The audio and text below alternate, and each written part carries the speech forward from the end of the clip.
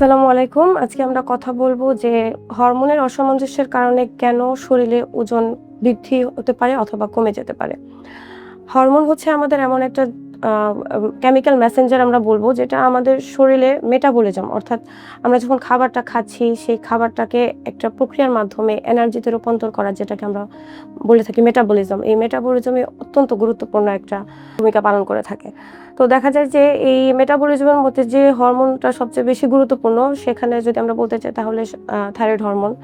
So thyroid hormone যেহেতু মেটাবলিজমে খুবই গুরুত্বপূর্ণ ভূমিকা পালন করে, তো এক্ষেত্রে যখন এই হরমোনের ঘাটতি দেখা দেবে বিশেষ করে হাইপোথাইরয়েডিজমে তখন দেখা যায় মেটাবলিজমটা ঠিকমতো হয় না। সো মেটাবলিজম ঠিকমতো না হওয়ার কারণে দেখা যায় আমাদের শরীরে যে আমরা খাবারগুলা খাচ্ছি সেই ক্যালোরিটা ঠিকমতো বার্ন হচ্ছে না। আল্টিমেটলি আমাদের শরীরের যে ফ্যাট বা আমরা চর্বিজাত কার্বোহাইড্রেট যা সবকিছু খাচ্ছি সবকিছু আমার বডিতে জমে ওজনটা দ্রুত বৃদ্ধি পাচ্ছে। একইভাবে যখন হাইপারথাইরয়েডিজম বা থাইরয়েড হরমোন বেশি পরিমাণে সিক্রিয়েশন হবে, তখন দেখা যাবে যে মেটাবলিজমের পরিমাণটা অত্যধিক হারে বেশি হওয়ার কারণে স্বাভাবিকের তুলনায় ক্যালোরি অতিরিক্ত পরিমাণ বার্ন হয়ে যাবে।